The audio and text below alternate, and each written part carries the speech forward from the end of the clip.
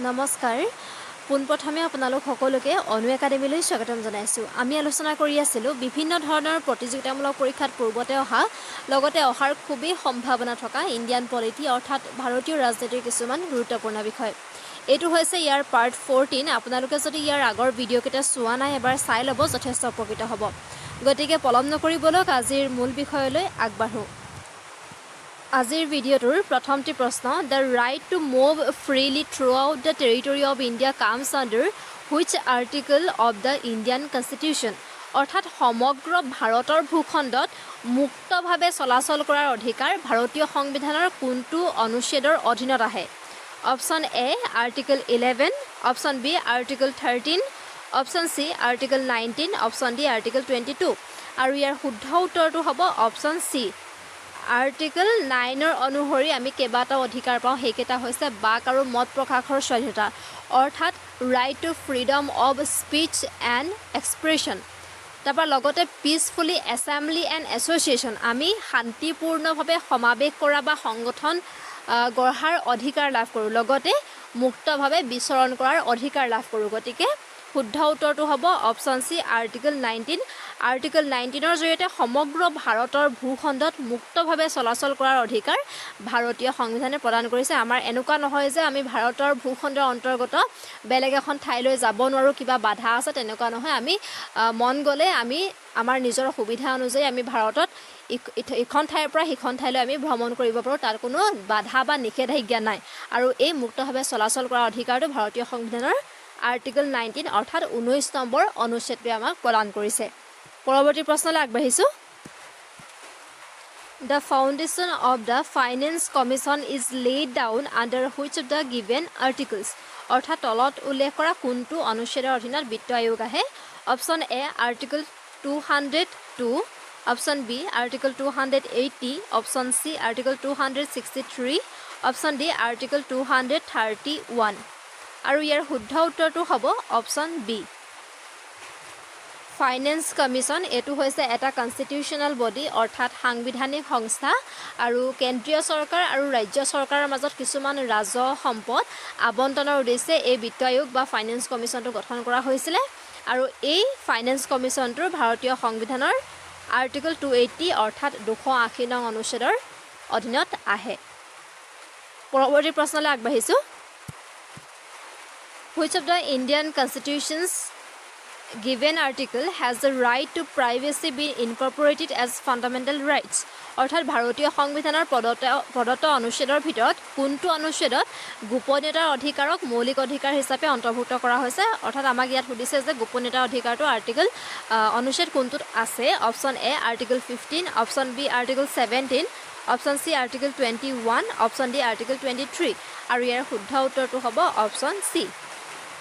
ভাৰতীয় সংবিধানৰ 21 নম্বৰ আৰ্টিকলটো অনুচ্ছেদটো গোপনীয়তাৰ অধিকাৰ অৰ্থাৎ ৰাইট টু প্ৰাইভেচিৰ লগত জড়িত। পৰৱৰ্তী প্ৰশ্নলৈ আগবাঢ়িছোঁ। EVM, যাৰ সম্পূৰ্ণ ৰূপটো হৈছে electronic voting machine, was first used in which year, অৰ্থাৎ কোন বছৰত পোনপ্ৰথমবাৰৰ বাবে EVM ব্যৱহাৰ কৰা হৈছিল? Option A 1992, option B 1973, option C 1982, option D 1980। আৰু ইয়াৰ শুদ্ধ উত্তৰটো হ'ব অপশ্যন চি 1982ত পোনপ্ৰথমবাৰৰ বাবে EVM অৰ্থাৎ ইলেক্ট্ৰনিক ভোটিং মেচিনটো ব্যৱহাৰ কৰা হৈছিল। How much time did it take for the creation of the Indian Constitution? অৰ্থাৎ ভাৰতীয় সংবিধানখন সৃষ্টিৰ বাবে কিমান সময় লাগিছিল? অৰ্থাৎ ভাৰতীয় সংবিধানখন প্ৰস্তুত কৰিবলৈ গঠন হোৱা সংবিধান সভা গঠন হৈ প্ৰথমখন মিটিং হোৱাৰ পৰা ভাৰতীয় সংবিধানখন গৃহীত হোৱালৈকে কিমান সময় লাগিছিল? Option A 2 years 3 months 26 days, option B 2 years 11 months 18 days, option C 2 years 6 months 23 days, option D 2 years 5 months 11 days। আমি যদি চাওঁ ভাৰতীয় সংবিধান সভাৰ প্ৰথমখন মিটিং কেতিয়া হৈছিলে? 9 ডিচেম্বৰ 1946ত। আৰু ভাৰতীয় সংবিধানখন কেতিয়া গৃহীত হৈছিলে? 26 নৱেম্বৰ 1949ত। তেতিয়ালৈকে কিমান সময় হৈছিলে? 2 বছৰ 11 মাহ 18 দিন। গতিকে শুদ্ধ উত্তৰটো হ'ব অপশ্যন বি। পৰৱৰ্তী প্ৰশ্নলৈ আগবাঢ়িছোঁ। Which of the given amendment in the Indian Constitution led to the beginning of Panchayat Raj in India? অৰ্থাৎ ভাৰতীয় সংবিধানত দিয়া সংশোধনীৰ ভিতৰত কোনটো সংশোধনীৰ ফলত ভাৰতত পঞ্চায়ত ৰাজ আৰম্ভ হ'ল? Option A 73rd amendment, option B 64th amendment, option C 62 amendment, option D 69 amendment. আৰু ইয়াৰ শুদ্ধ উত্তৰটো হ'ব অপশ্যন এ। ভাৰতীয় সংবিধানৰ 73rd এমেণ্ডমেণ্টৰ জৰিয়তে 1992 চনত এই পঞ্চায়ত ৰাজ ব্যৱস্থাটোক এটা কনষ্টিটিউশ্যনেল ষ্টেটাছ দিয়া হয় আৰু এই 73rd এমেণ্ডমেণ্টৰ জৰিয়তে পাৰ্ট 9 আৰু 11 শেডিউলটো ভাৰতীয় সংবিধানত অন্তৰ্ভুক্ত কৰা হয়। পৰৱৰ্তী প্ৰশ্নলৈ আগবাঢ়িছো। Which article of the Indian Constitution deals with the imposition of the President's rule? অৰ্থাৎ ভাৰতীয় সংবিধানৰ কোনটো অনুচ্ছেদত ৰাষ্ট্ৰপতিৰ শাসনৰ কথা উল্লেখ আছে? Option A article 344, option B article 356, option C article 375, option D article 344। আৰু ইয়াৰ শুদ্ধ উত্তৰটো হ'ব আৰ্টিকল 356। আৰ্টিকল 356ৰ জৰিয়তে ৰাষ্ট্ৰপতিয়ে সাংবিধানিক যন্ত্ৰৰ বিফলতাৰ দোহাই দি অৰ্থাৎ on the grounds of the failure of the constitutional machinery কোনো এখন ৰাজ্যৰ ওপৰত ৰাষ্ট্ৰপতিয়ে শাসন প্ৰৱৰ্তন কৰিব পাৰে। গতিকে শুদ্ধ উত্তৰটো হ'ব অপশ্যন বি আৰ্টিকল 356। পৰৱৰ্তী প্ৰশ্নলৈ আগবাঢ়িছো। The Rajya Sabha can delay the money bill sent for its consideration by the Lok Sabha for a maximum period of অৰ্থাৎ ৰাজ্যসভাই লোকসভাৰ বিবেচনাৰ বাবে প্ৰেৰণ কৰা ধন বিধেয়কখন সৰ্বাধিক কিমান সময়ৰ বাবে ৰাখিব পাৰে?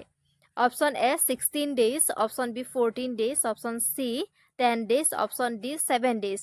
আৰু ইয়াৰ শুদ্ধ উত্তৰটো হ'ব অপশ্যন বি 14 days। ৰাজ্যসভাই উইথ অৰ উইদাউট ৰেকমেণ্ডেশ্যন 14 দিনৰ ভিতৰতে লোকসভালৈ বিধেয়কখন ঘূৰাই দিব লাগে। আৰু যদিও 14 দিনৰ ভিতৰত যদি ৰাজ্যসভাই এই বিধেয়কখন মানি বিলখন যদি লোকসভালৈ ঘূৰাই নিদিয়ে তেতিয়া এই বিধেয়কখন দুইটা সদনতে গৃহীত হ'ল বুলি ধৰি লোৱা হয়। গতিকে মেক্সিমাম 14 দিনৰ কাৰণেহে ৰাখিব পাৰে, তাতকৈ বেছি দিনৰ কাৰণে ৰাখিব নোৱাৰে। 14 দিনৰ ভিতৰতে ঘূৰাই পঠিয়াব লাগিব। পৰৱৰ্তী প্ৰশ্নলৈ আগবাঢ়িছো। দ্য DPSP অৰ্থাৎ directive principles of state policy সম্পূৰ্ণ ৰূপটো in the Indian constitution has been borrowed from which country? অৰ্থাৎ ভাৰতীয় সংবিধানত থকা DPSP কোনখন দেশৰ পৰা ধাৰ লোৱা হৈছে? মই ইয়াৰ আগৰ ভিডিঅ'টাত উল্লেখ কৰিছিলোঁ যে ভাৰতীয় সংবিধান প্ৰণেতাসকলে বিভিন্ন দেশৰ সংবিধানসমূহ অধ্যয়ন কৰি তাত থকা ভাল ভাল দিশসমূহ ভাৰতৰ বাবে বিবেচনাৰ যোগ্য প্ৰযোজ্য হোৱা ভাল দিশসমূহ ধাৰ লৈছিলে আৰু ভাৰতীয় সংবিধানখন প্ৰণয়ন কৰোঁতে সেইবোৰ ব্যৱহাৰ কৰিছিলে। তে ইয়াত সুধিছে যে DPSP-সমূহ ৰাষ্ট্ৰ পৰিচালনাৰ নিৰ্দেশাত্মক নীতিসমূহ কোনখন দেশৰ পৰা ধাৰ লোৱা হৈছে? Option A Australia, option B USA, option C Russia, option D Ireland. আৰু ইয়াৰ শুদ্ধ উত্তৰটো হ'ব অপশ্যন ডি। ৰাষ্ট্ৰ পৰিচালনাৰ নিৰ্দেশাত্মক নীতি অৰ্থাৎ DPSP-সমূহ আয়াৰলেণ্ডৰ পৰা ধাৰ লোৱা হৈছিলে। আৰু যদি আমি ভাৰতীয় সংবিধানত চাওঁ আৰ্টিকল 36ৰ পৰা 51লৈকে এই DPSP-সমূহ উল্লেখ আছে। আৰু ক'ত আছে? পাৰ্ট 4ত। কেতিয়াবা হয়তো কোনটো পাৰ্টত কোনটো অধ্যায়ত অন্তৰ্ভুক্ত সেইটো সুধিব পাৰে। পাৰ্ট 4ৰ আৰ্টিকল 36ৰ পৰা 51লৈকে আছে DPSP-সমূহ। আৰু DPSP-ৰ সম্পূৰ্ণ ৰূপটো হৈছে directive principle of state policy. পৰৱৰ্তী প্ৰশ্নলৈ আগবাঢ়িছোঁ। আজিৰ ভিডিঅ'টোৰ শেষৰটি প্ৰশ্ন, who is the chairman of the economic intelligence council EIC অৰ্থাৎ অৰ্থনৈতিক চোৰাংচোৱা পৰিষদ EICৰ অধ্যক্ষ কোন? Option A president, option B prime minister, option C chief justice of India, option D finance minister. আৰু ইয়াৰ শুদ্ধ উত্তৰটো হ'ব ফাইনেন্স মিনিষ্টাৰ, অপশ্যন ডি। ভাৰতৰ ফাইনেন্স মিনিষ্টাৰজন EICৰ অধ্যক্ষ হয়। ইয়াতে আজি আলোচনাটো সামৰিছোঁ। আপোনালোকে কমেণ্ট কৰি জনাবচোন এই আলোচনাৰ জৰিয়তে আপোনালোক উপকৃত হ'ব পাৰিছে নাই। আৰু যদি ভিডিঅ'টো ভাল পাইছে অনুগ্ৰহ কৰি লাইক কৰি দিব। আৰু যদিহে আমাৰ চেনেলটো এতিয়ালৈকে ছাবস্ক্ৰাইব কৰা নাই ছাবস্ক্ৰাইব কৰি দিব। ধন্যবাদ।